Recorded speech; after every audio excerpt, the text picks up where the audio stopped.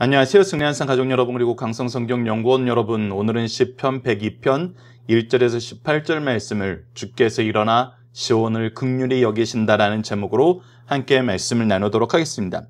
여러분들께서 시편을 말씀을 읽으시면서 특히 102편에 해당되는 말씀이긴 하지만 이번 한 달 동안 우리가 총 12편, 13편의 시편을 함께 나누게 됩니다. 102편부터 114편까지의 말씀을 나누게 되는데, 이 말씀을 읽으시면서 여러분들이 시편을 통해서 우리에게 주시고자 하시는 하나님의 가장 큰 은혜의 역사를 우리가 한마디로 요약한 것을 함께 나누고 항상 기억했으면 합니다. 그것이 무엇이냐면 바로 회개는 은혜이고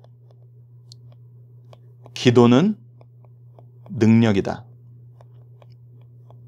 특히 회개 기도라고 연결해서 보면 이것이 바로 은혜이며 능력이라는 것을 깨달을 수 있습니다. 이 말을 항상 기억하시면서 이번 한 달 동안 우리가 시편 말씀으로 여러분들이 은혜를 나누기를 원합니다. 우선 우리는 기도에 대해서 알아야 됩니다. 기도는 우리가 오래전부터 설명하고 함께 나누던 4가지 내용이 있습니다. 기도는 하나님과의 대화요, 영혼의 호흡이요, 하나님의 능력의 통로요, 우리가 드릴 영적 예배라는 것입니다. 특히 기도가 하나님과의 대화와 영혼의 호흡이라는 것에 우리는 주목을 해야 됩니다. 우리는 기도를 통해서 하나님과 교제를 나눌 수 있습니다. 그래서 성경은 하나님의 말씀이요라고 연결되면서 우리는 성경을 통해서 하나님의 말씀을 듣고 기도를 통해서 하나님께 반응을 하는 것입니다. 때로는 기도할 때 성령의 역사를 통해서 우리에게 응답하여 주심으로 말씀과 기도는 하나님과의 교제를 이어나가는데 핵심적인 것임을, 이것이 없이는 우리가 하나님을 알 수도 없고 하나님의 구원의 은총을 바로 볼 수도 없고 하나님의 능력을 우리가 받을 수도 없다는 것을 말씀과 기도를 통해서 항상 이것이 이루어진다는 걸 기억해야 됩니다. 그러면서 영혼의 호흡이라는 걸 통해서 우리가 무엇을 알 수 있냐면, 호흡이 없는 생명이 죽은 것처럼 기도는 우리에게 생명력을 줍니다. 그래서 우리가 기도라는 것은 어떤 일이 있을 때 하는 것이 아닙니다. 이 부분을 우리가 정말 절실하게 동감을 하고 말씀에서 가르쳐주는 바를 우리가 따라야 됩니다. 기도가 영혼의 호흡이라는 것은 우리가 기쁠 때만 숨을 쉬고 아플 때만 숨을 쉬고 힘들 때만 숨을 쉬고 어려울 때만 숨을 쉬는 게 아닌 것처럼 항상 숨은 계속해서 이어나가게 하나님이 우리를 창조하신 것처럼 기도는 우리에게 생명력을 주는데 반드시 있어야 되는 것으로서 이것은 우리가 형편에 따라 하는 것이 아니라는 것을 먼저 여러분들께서 기억하셔야 됩니다.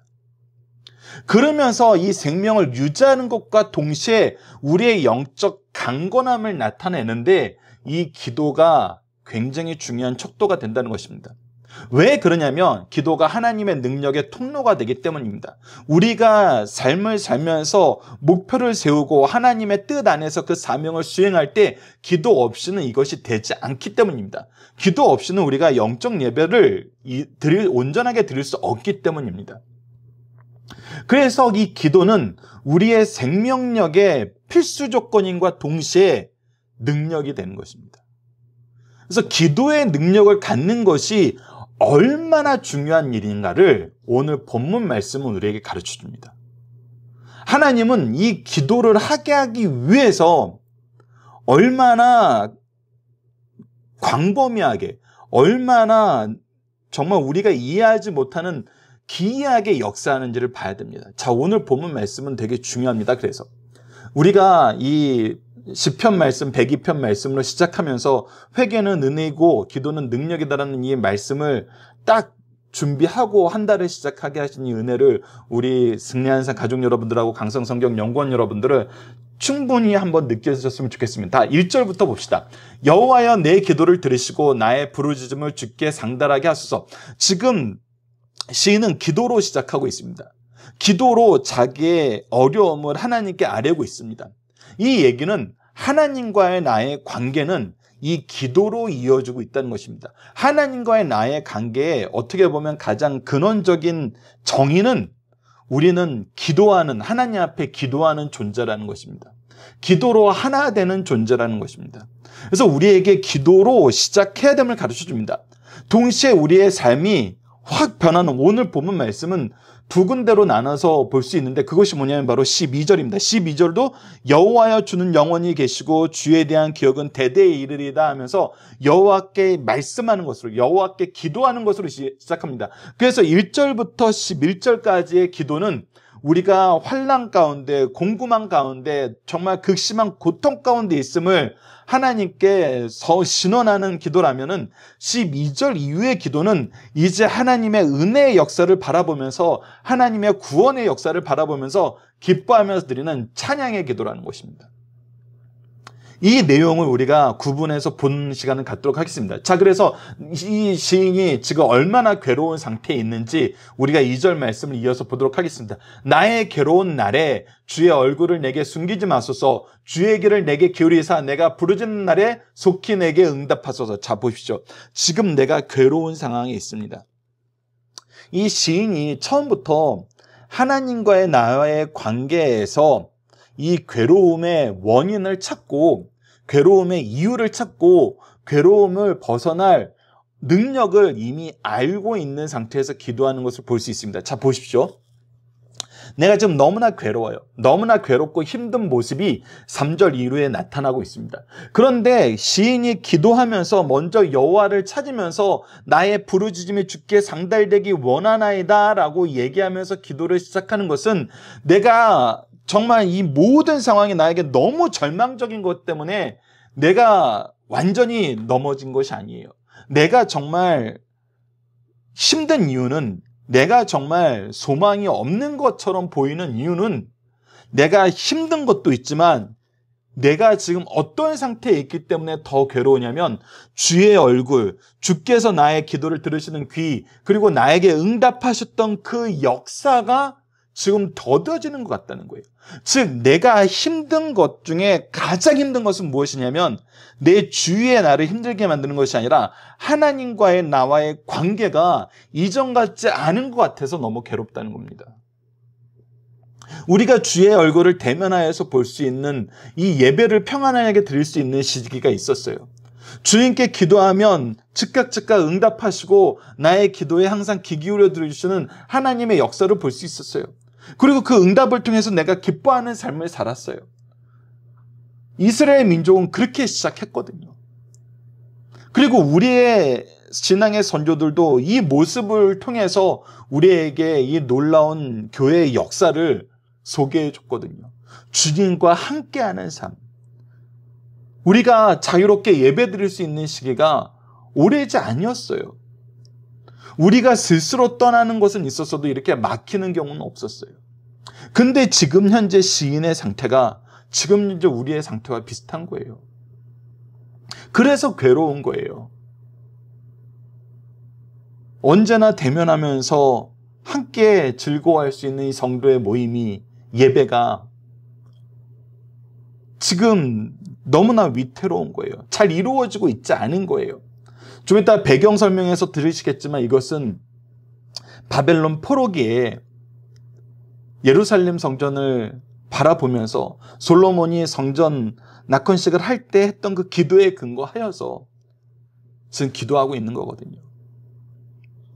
그래서 지금 나에게 너무 괴로운 것은 하나님이 나와 가까이 하고 계시지 않다. 내가 하나님의 징계 안에 있다는 것이 괴로운 거거든요. 그러면서 그 내용을 구체화시키는 내용이 9절에서 11절인데 그 사이에 지금 현재 나의 상태에 대해서 내가 정확하게 판단하고 하나님께 그 내용을 알리는 내용으로 나옵니다. 자, 보시죠. 특히 지금 노란색으로 있는 거, 내 날, 내 뼈, 내 음식, 내 마음.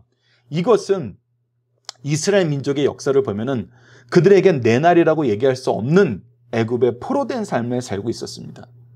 그들의 뼈는 강건하지 않았고 그들이 먹는 음식은 풍족하지 않았고 그들의 마음은 노예 상태에 있었어요.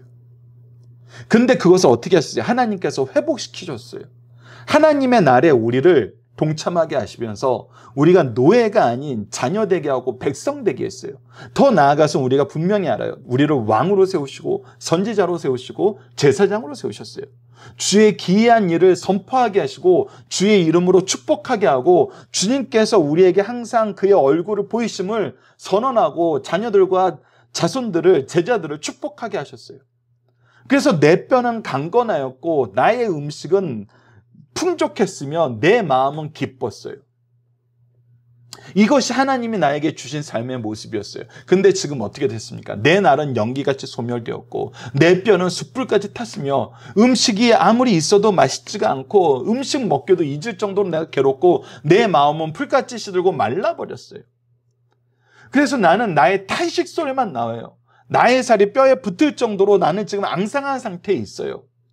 그래서 나의 삶은 적과 꿀이 흐르는 땅에 있는 것이 아니라 광야의 올빼미 같고 황폐한 곳에 부엉이 같이 되었어요. 여러분들 우리가 특히 또 광야를 얘기할 때 광야가 기도하는 곳, 하나님과 다른 모든 세상 것을 제거하고 하나님만 바라보는 곳으로서 좋은 의미도 있어요. 근데 오늘 본문 말씀에서는 내가 광야에서 하나님을 만나는 그 상태를 얘기하는 게 아니라 광야의 올빼미 같아요. 아무것도 없는 곳에서 내 지금 다음의 음식을 무엇으로 채워야 되는지 알지 못하는 올빼미 같다는 거예요. 황폐한 곳에 부엉이 되었다는 거예요. 즉 나는 이제 생명을 더 이상 유지할 수 없는 그런 척박한 환경에서 정말 눈만 껌뻑껌뻑거리고 있는 그런 존재가 되어버렸다는 거예요. 여러분들 그러면서 내 상태에 대한 이 표현을 보시죠. 7절입니다. 내가 밤을 새우니 내가 그래서 잠도 자지 못해요. 평안함이 없어요. 괴로움만 있어요. 슬픔만 있어요. 근심만 있어요. 걱정만 있어요. 그래서 내 상태가 어떠냐면 지붕 위에 외로운 참새 같다는 거예요. 여러분들 참새라는 것은 성경에서 그리고 우리가 문화상에서 항상 보여주는 건데 가장 연약한 존재예요. 가장 없는 존재예요.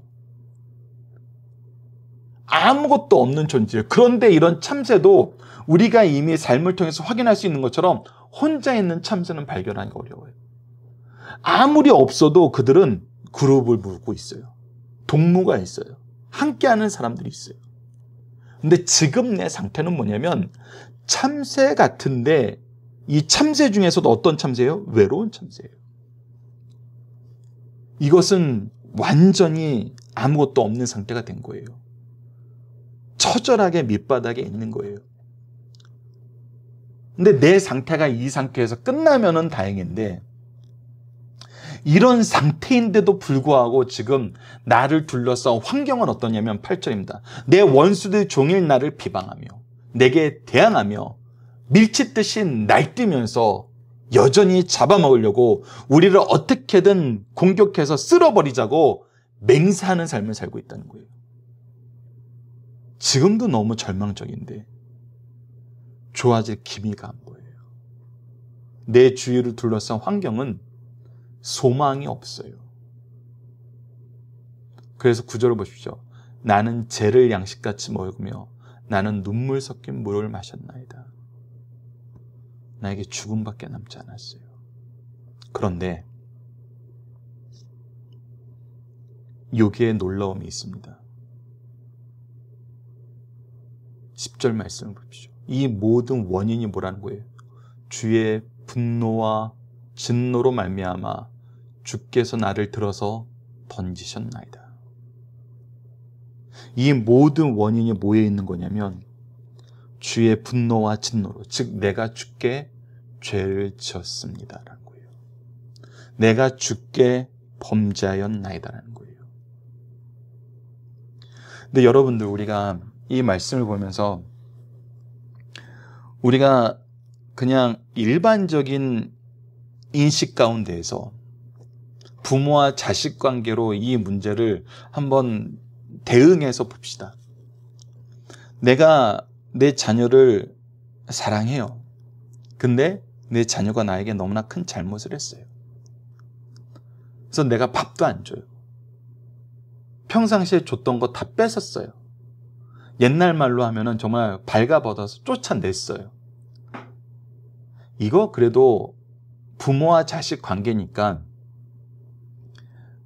어느 정도 이해가 될 수 있어요. 근데 내 아들이 나에게 마음에 안 들었다고 해서 8절 말씀이 굉장히 강한 말씀인데 평상시에도 내 아들을 잡아먹지 못해서 안 달랐던 애들을 내가 도와주면서 내 아들 괴롭히라 그러는 거예요. 여러분들, 우리가 인간적으로 보면 이 말씀이 이해가 안 될 때가 있어요. 받아들이기 힘들 때가 있어요.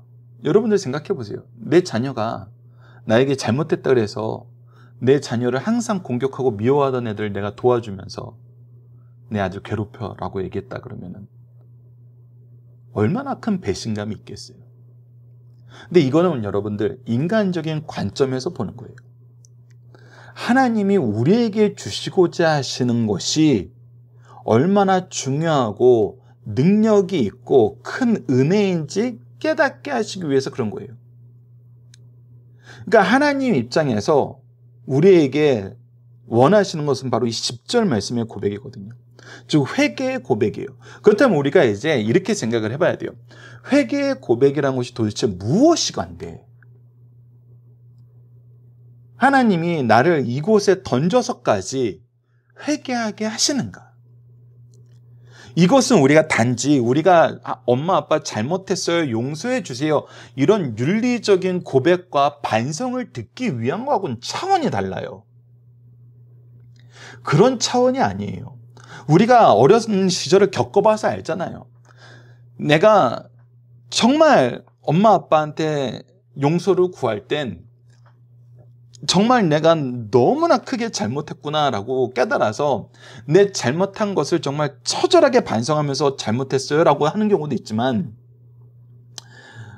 이해는 안 되는데 이 상황에서 벗어나기 위해서 잘못했다고 하는 경우도 있어요. 근데 이 첫 번째 경우라도 해도 하나님이 우리에게 주시고자 하시는 회개의 은혜와는 비교할 수 없는 것이 무엇이냐면 이거는 단지 내가 아버지께 잘못했구나라는 어떤 인식 정도에서 머물러요. 근데 회개는 인식에서 머무는 것이 아니에요. 인식에서 머무는 것은 그냥 어떤 순간적인 거예요. 일회성이 될 가능성이 많아요. 근데 하나님이 우리에게 주시고자 하시는 회개는 일회성이 아니에요. 하나님이 주셨던 풍성한 가나안 땅이나 주셨던 풍성한 음식이나 즐거웠던 그 삶보다 이 회개를 통해서 주시고자 하시는 은혜가 더 커요. 더 중요해요. 더 절실해요. 더 핵심적이에요. 그래서 이 회개가 중요하기 때문에 때로는 징계의 몽둥이를 들어서 원수들을 들어서 징계하시면서까지 회개하게 하시는 거거든요. 그렇다면 이제 회개가 왜 은혜인지 우리가 봐야 됩니다.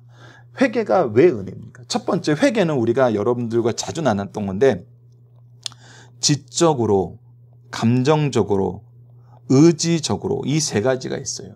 지적으로는 뭐예요? 죄를 구분하는 거예요. 죄를 구분한다는 것은 하나님의 기준을 아는 거예요. 하나님의 기준을 안다는 것이 바로 성경에서는 참된 지혜라 그래요. 참된 지혜를 얻는 유일한 것이 바로 회개의 은혜를 통해서 우리에게 주어져요. 그러니까 하나님을 아는 지혜는 여러분들 고린도전서 1장 말씀을 보면은 세상 지혜로는 하나님을 알지 못해요. 그래서 하나님을 안다는 것은, 하나님의 지혜를 우리가 얻게 됐다는 것은 이건 은혜예요. 그래서 지적으로 하나님의 뜻을 아는 거, 하나님의 기준으로 선악을 분별하게 되는 것은 세상이 줄 수 있는 지혜가 아니고 사람이 스스로 얻을 수 있는 지혜가 아니기 때문에 이것을 얻는 것은 은혜예요. 그러니까 이것을 얻게 하시기 위한 모든 하나님의 주권적인 역사 안에 나를 징계하는 몽둥이를 들어 쓰심도 있는 거예요. 이것은 오히려 우리가 제왕 교육을 시킨다고 얘기하면서 왕이 될 자기의 아들들을 정말 왕의 도를 가르치는 것과 비슷해요. 하나님을 아는 지혜가 없으면 아무것도 할 수 없어요. 모든 것이 헛되고 헛돼요. 근데 하나님은 이것을 주는 것이 내가 너에게 좋은 땅을 주고 좋은 음식을 주고 좋은 마음을 주는 것보다 더 핵심적인 거라는 거예요. 그래서 회개는 지적으로 하나님을 알게 해요. 그리고 감정적으로 죄를 미워하게 되는데, 감정적으로 죄를 미워했다는 것은 뭐냐면 우리가 하나님을 아는 것에서 끝나는 것이 아니라 하나님과 일치된 마음을 갖게 되는 거예요. 한 마음을 갖게 되는 거예요. 그래서 감정적으로 죄를 미워하게 된다는 것은 우리 마음이 하나님의 마음과 합치된 걸 얘기해요. 이것은 우리가 부부 생활을 하다 보면 너무나 잘 느껴요. 내가 저 사람을 알게 되었다고 해서 그 사람이 나와 평생을 함께 할 수 있을 만큼 사랑스러워지는 건 아니거든요. 교감이란 걸 하잖아요. 우리가 즐거워하는 사람과 함께 즐거워하고 슬퍼하는 사람과 함께 슬퍼하라는 이 로마서 말씀에 성도의 교제 내용에서 나왔던 것처럼 이 감정적으로 죄를 미워하게 된다는 것은 우리의 마음이 하나님의 마음과 하나됨을 얘기해요. 이것은 연합을 얘기하는 거예요. 그래서 회개의 역사는 지적으로 하나님을 알고 감정적으로 하나님과 연합되는 걸 우리에게 경험하게 돼요. 그리고 의지적으로 죄에서 돌이켜 하나님께로 가는데 이것은 뭐예요? 우리는 스스로 죄에서 벗어날 수 없어요. 근데 우리가 의지를 갖고 벗어나는 삶을 살게 된다는 건 뭐냐면 여기에 하나님의 능력이 함께하는 거예요. 하나님의 지혜, 하나님과 하나됨, 하나님의 능력이 우리의 삶을 주관하게 돼요. 그래서 회개는 그래서 은혜예요. 이 세 가지를 다 하나님이 주시는 거예요. 하나님이 주시지 않으면 이것을 우리가 알 수도 없고 이것을 경험할 수도 없고 이 능력 안에서 승리할 수도 없어요.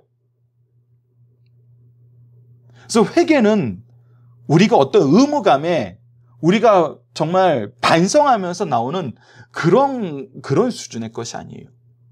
그것이 시작의 계기가 될 수는 있어요. 그렇게 회개하게 하실 수 있어요. 그런데 그 안에서 우리에게 주시고자 하시는 것은 우리의 생각과 우리의 영역을 벗어난 것들이에요. 그래서 회개는 은혜라는 것입니다. 지금 시인을 통해서 우리에게 보여주시는 것은 이 회개의 은혜를 보여주고 있어요. 그리고 기도의 능력을 보여주는 것이 12절 이유입니다. 봅시다. 12절. 여호와여 주는 영원히 계시고 주에 대한 기억은 대대에 이르리다. 지금 여호와가 영원히 계신다는 것은 제가 하나님의 뜻 안에서 우리에게 약속한 모든 것이 지금 이루어졌고 이것은 앞으로도 영원히 대대에 이른다는 것은 이 역사가 우리 시대에 끝나는 것이 아니고 우리 대대로 자자손손이 이것을 기억하면서 경험하게 된다는 거예요. 이것이 오름을 나타내신다는 거예요. 이 오름을 나타내는 근거가 뭐냐는 거예요. 회개했기 때문에 이건 조건이야. 이렇게 식으로 조건이 되는 것이 아니에요. 회개 자체도 은혜인데 이것이 어떻게 조건이 될 수 있어요? 우리가 스스로 회개할 수 있으면 이것이 조건인데 그렇게 되는 게 아니라는 거 우리가 지적으로, 감정적으로, 의지적으로 나타나는 모든 과정을 통해서 확인했잖아요. 아는 것도 하나님이 주시지 않으면 안 되고 우리 하나님의 연합도 예수 그리스도를 통해서 이루어지면 안 되고 그 안에 주신 능력도 하나님이 주신 것이지 우리가 획득한 게 아니잖아요. 그래서 우리에 대한 구원의 역사의 근거는 회개의 조건으로 이루어지는 것이 아니에요. 무엇이냐면 13절입니다. 주께서 일어나사 시온을 긍휼히 여기시며 여기시니 지금 그에게 은혜를 베푸실 때라. 즉 긍휼과 은혜라는 거예요. 우리의 회복은, 우리를 향한 구원의 역사는 이미 하나님께서 정해놓으셨고 이 정해놓으신 걸 이루시는 방법은, 이유는 하나님의 긍휼하심과 은혜이지 우리가 무슨 조건을 충족시켰을 때 이루어지는 것이 아니에요. 그래서 그것이 은혜를 베푸실 때라 그러면서 뭐라고 해요? 정한 기간이 다 하나님이 정한 시간, 정한 장소, 정한 방법을 통해서, 은혜를 통해서, 긍휼하심을 통해서, 우리를 사랑하시는 그 사랑을 통해서 이루신다는 거예요. 하나님은 반드시 이걸 이루세요. 그래서 우리는 절망 가운데서 무엇을 바라봐요? 구원의 때를 바라봐요. 우리의 구원의 때에 즐거워할 참된 소망과 그 안에서 누릴 기쁨을 바라봐요. 그래서 14절 찬양에 나오는 겁니다. 아직 여전히 포로 상태에 있어요. 아직 여전히 환난 가운데 있어요. 아직 여전히 소망이 없는 상황이 있어요. 그러나 이렇게 찬양하게 되는 것입니다. 14절. 주의 종들이 시온의 돌들을 즐거워하며 그의 티끌도 은혜를 받나이다. 이제 우리가 하나님께 예배하는 날이 회복돼요. 반드시 회복됩니다. 우리의 상태가 지금처럼 끝나지 않아요. 그리고 우리의 찬양, 우리를 향한 구원의 역사는 확대됩니다. 확장돼요. 그것이 15절입니다. 이에 문나라가 여호와의 이름을 경외하고 이 땅의 모든 왕들이 주의 영광을 경외하나이다. 하나님을 인정할 수밖에 없어요. 하나님을 의지할 수밖에 없어요. 16절을 보시죠. 여호와께서 시온을 건설하시고 그의 영광 중에 나타나셨으므로다. 우리 교회를 건설하시고 하나님과 하나 되는 백성의 모습, 하나님과 일치되는 삶의 모습, 그의 능력으로 승리하는 모습을 분명히 보여주고 나타내세요. 17절 여호와께서 빈궁한 자의 기도를 돌아보시며 그들의 기도를 멸시하지 않으셨도다. 이것을 통해서 우리가 확인하게 되는 건 뭐냐면 기도를 통해서 기도는 하나님이 응답하시는 것이고 기도를 통해서 회복되었다는 거예요. 그래서 기도는 능력입니다. 저렇게 기도하더니 하나님이 정말 들어주셨네. 기도하는 자를 외면하지 않으신다더니 정말 외면하지 않으셨네. 이것을 확인하게 하신다는 거예요. 그래서 18절 보면 이 일이 장래 세대를 위해서 기록되리니 이 말씀이 기록된 이유는 뭐예요? 앞으로 있을 세대에게 너희들도 기도해라. 회개는 은혜이고 기도는 능력이다. 기도는 하나님과의 대화고 영혼의 호흡이고 하나님의 능력의 통로고 우리가 드릴 영적 예배다. 이것을 알기 위해서 기록하였다. 그래서 성경은 하나님의 말씀이고 우리의 신앙의 교과서고 천국 가는 안내서고 심판의 기준서이다. 우리가 이것을 계속 알아야 된다. 이것을 가까이 해야 된다. 기도하는 삶 멈추면 안 된다. 여기에 능력이 있고 이곳에 약속의 성취가 있고 하나님의 능력의 증거가 있다는 거예요. 본문 묵상입니다. 기도를 통해서 나타나고 있는 믿음의 내용은 무엇입니까? 우리의 기도의 대상은 하나님이고 기도는 하나님께서 응답하신다는 겁니다. 그리고 우리의 기도를 들으시는 그분은 영원히 계시고 대대에 이르시는 분이라는 거예요. 이 믿음의 내용을 우리에게 경험하게 하시고 있어요. 이스라엘 민족의 역사를 통해서 이것을 경험하게 하셨고 교회의 사를 통해서 이것을 경험하게 하셨고 우리 교회의 역사, 우리 가문의 역사를 통해서 이것은 항상 경험돼서 믿게 하세요. 이것을 보는 겁니다. 두 번째, 시인은 환난의 원인이 어디 있음을 찾았나요? 주의 분노와 진노로 말미암았다는 건 우리가 주께 범죄하였다는 거예요. 근데 이것이 왜 은혜난지, 왜 회개하게 하시기 위해서 이렇게 고통 가운데 놓으시는지 우리가 바로 알아야 돼요. 이거는 은혜 중에 은혜예요. 하나님을 아는 은혜, 하나님과 하나 되는 은혜, 하나님의 능력으로 승리하게 하시는 은혜가 이 회개의 역사 안에 있다는 거예요. 세 번째, 시인은 고난의 해결이 어디 있음을 알고 있습니까? 하나님의 긍휼하심과 하나님의 은혜를 하나님이 정한 시간에 허락하신다는 거예요. 그리고 이것은 교회를 중심으로 이루어져요. 교회를 회복시키세요. 예배를 회복시키세요. 그래서 그곳에서 있는 모든 은혜의 풍족함을 우리에게 다시 경험하게 하고 감사하게 하고 이 소망에서 떠나지 않게 하신다는 겁니다.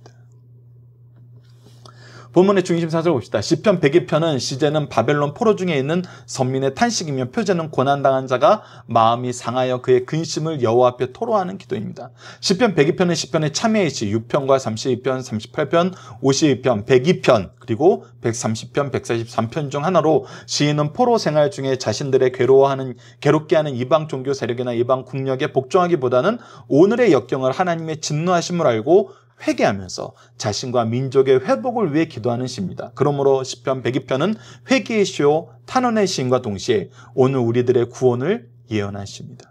오늘 본문 말씀에서 분명히 나타나죠. 회개와 구원에 대한 확신, 이거는 하나님의 역사의 주권을 경험한 민족들이 갖는 일관된 태도이고 믿음의 내용입니다. 자, 본문의 중심장입니다. 첫 번째, 성도는 어떤 절망적인 상태에도 죄를 회개하고 응답받을 때까지 기도한다는 거예요. 이것이 바로 하나님이 교회를 통해서 경험하게 하시고 구원받는 민족을 통해서 경험하게 하신 모습이에요. 사람은 큰 슬픔이나 고통에 빠지면 몸이 약해지고 식욕도 없어집니다. 성도는 이러한 고통을 자신과 민족에 대한 하나님의 심판으로 보고 자기 책임하에 회개와 용서의 기도를 드려야 돼요.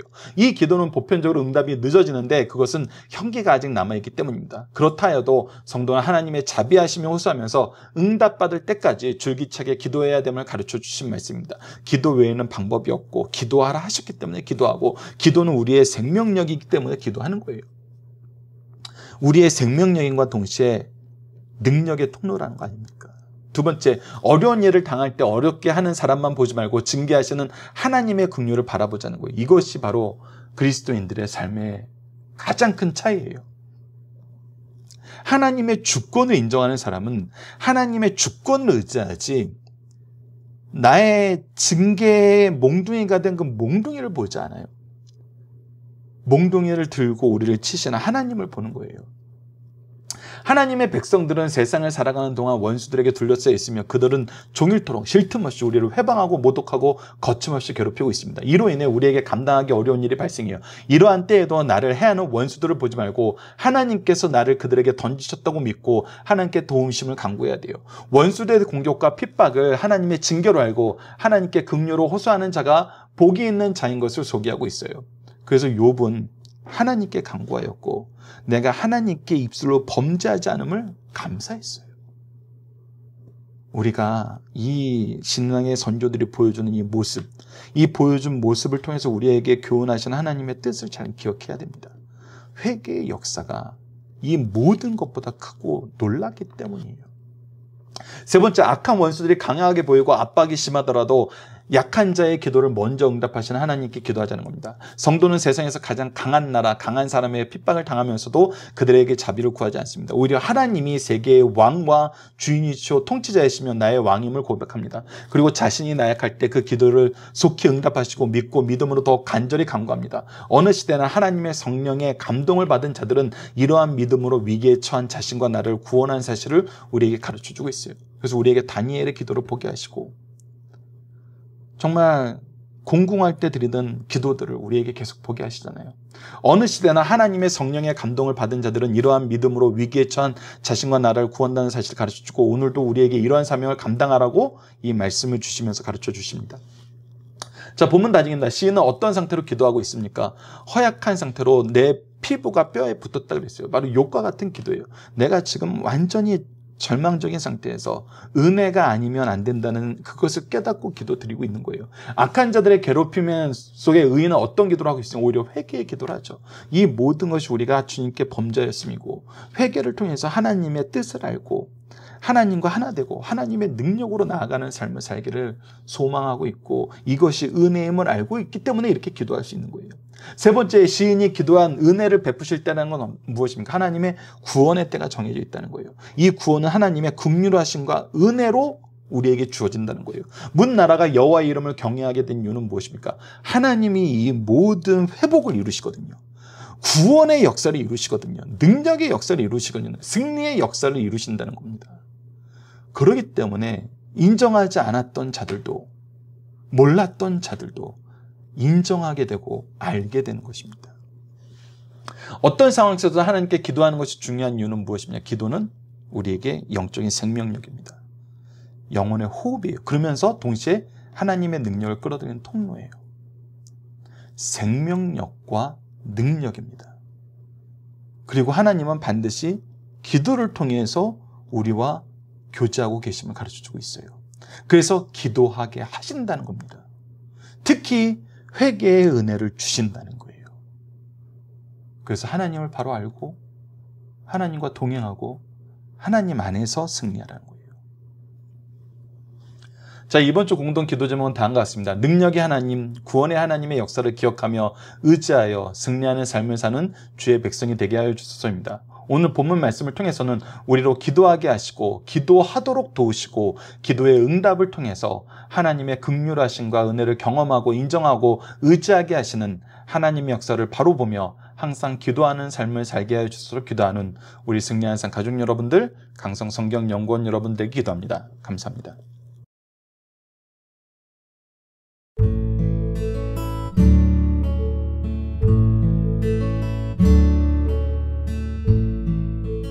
you